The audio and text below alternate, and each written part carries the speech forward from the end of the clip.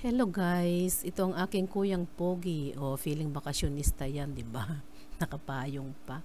Tingnan nga natin kung saan pupunta si kuyang Pogi. Nakaselupak pa siya, oh.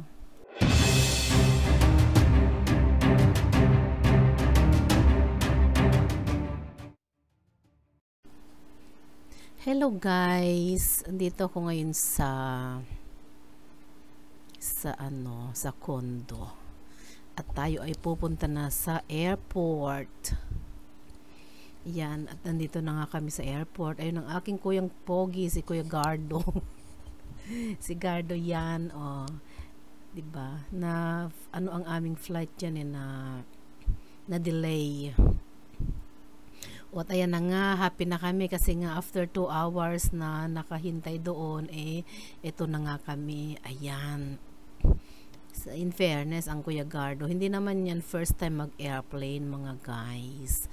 Ano yan, second time na niya yan. Oh, pero wala siyang ginawa kundi mag-picture at saka mag-video doon sa labas. Oh, 'di ba?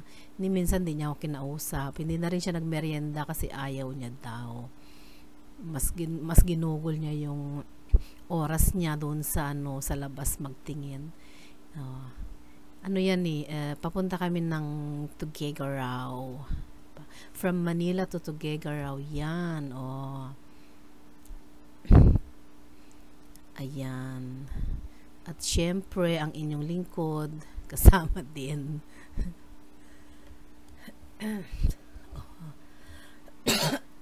Oh, ito na. Stress pa ko dyan kasi ilang oras lang. Ay, hindi, nakatulog ba ako? Okay, nakatulog siguro ako ng konti kasi from stress ako sa flight from Germany, tapos Singapore, Philippines, tapos Philippines natulog lang kami ng condo for ilang oras lang. And then nag-fly na agad papunta ng Tuguegarao at ito na nga, nasa taas na kami at ang aking Kuya Gardo, ayan. Hindi niya mabitaw-bitawan yung mga niya. Parang feeling vlogger pa nga siya, di ba? Oh, panay ang video sa labas. Ayan. Hindi ko nga nakita yung mga video niya For private use only siguro. Ayan.